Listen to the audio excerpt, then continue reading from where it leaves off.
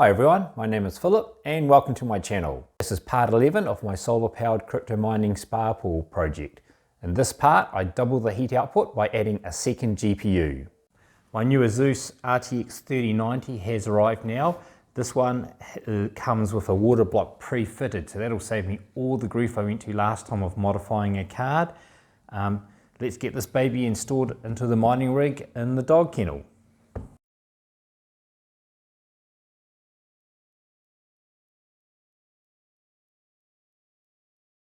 What really stands out to me is how much smaller this card is.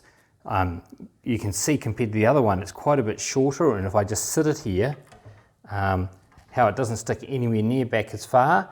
They're about the same thickness, and the other thing that stands out to me is because it's so much shorter, it's not actually long enough to get to this back rail anymore, so I'm going to have to think about how I'm going to change things to be able to sit this card in.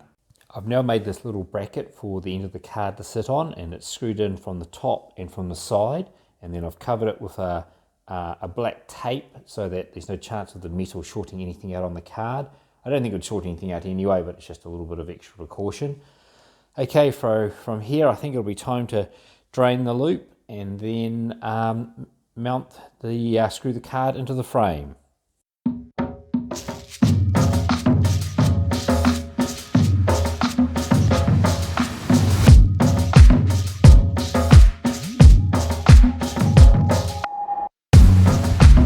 Well, that went a bit disastrous draining it out. I think what I'll have to do is get a little T-valve so I can take the drain out of the radiator here, which is like the absolute lowest point in the system, rather than doing a drain off the reservoir here, because there's just too much fluid left below here. So that'll have to be next time.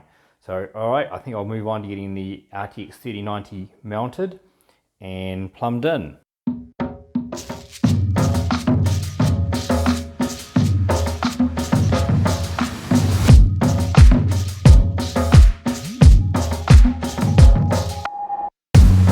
Okay, after much effort, I've made this fitting to go from the bottom of the original card to the port on the top of the next one. So let's go get that installed.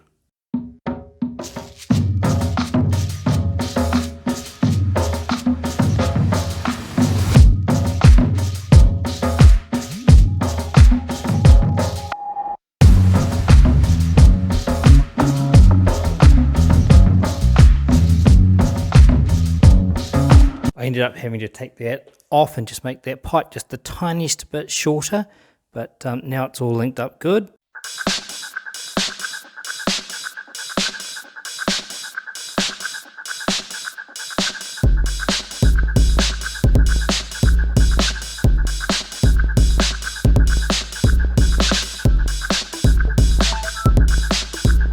Okay, time to start filling the loop and testing it again.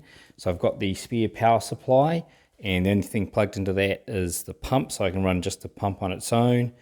I've got my tissue paper down here, so if there's any drops, it'll show up really easily.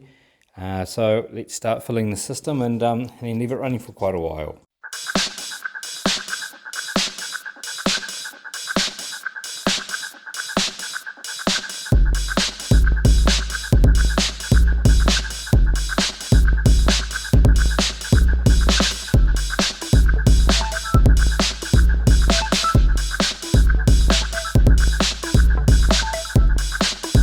Alright, I've finished running the water pump for quite a while. All the air has come out. There's no new drops that was on the paper.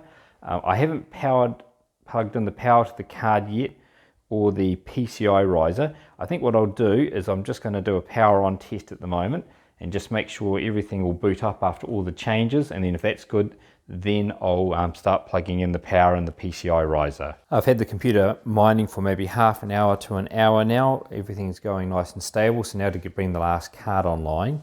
So I need to plumb in the 2 power points, put it on the PCI riser. Now I've got plenty of spare power points on the actual power supply, but I found I cannot buy these 6-pin connectors. So much to my dissatisfaction, I'm going to have to take a couple of the 6+8 connectors off here and run a 8 pin to 8 pin to one of them, and then use the splitter. and I'll have to use a splitter here and then one for the PCI riser.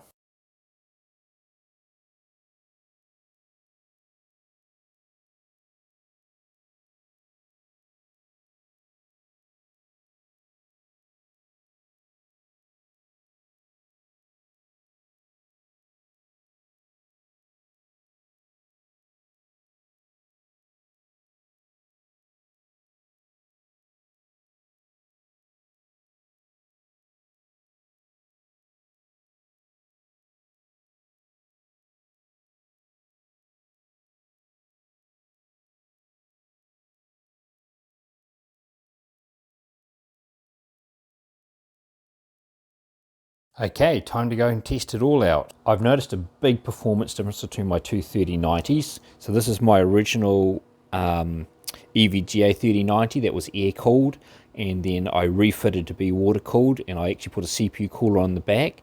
And then this is the new ASUS 3090 that came water cooled already.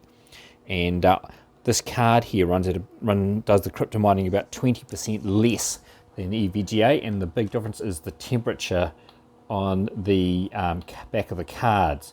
So you can see my EVGA card sitting at around maybe 38 degrees, whereas the back of the ASUS card is 70 degrees.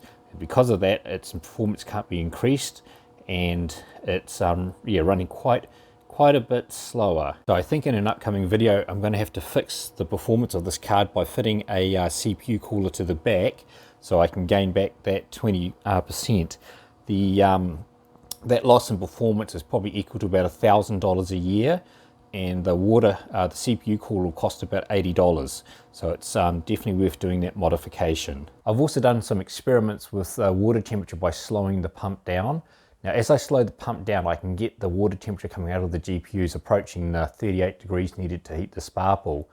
But when the water returns back to the GPU after being in the radiator, it's too hot to be able to cool the GPU, so the GPUs start overheating. So I've now reached the point where I can't make this project progress any further, because I can't get the temperature above 38 degrees and at the same time be cool enough to let the GPUs operate. My next video will be about fitting a CPU cooler to the back of the ASUS RTX 3090, so keep an eye out for that, and thanks for watching.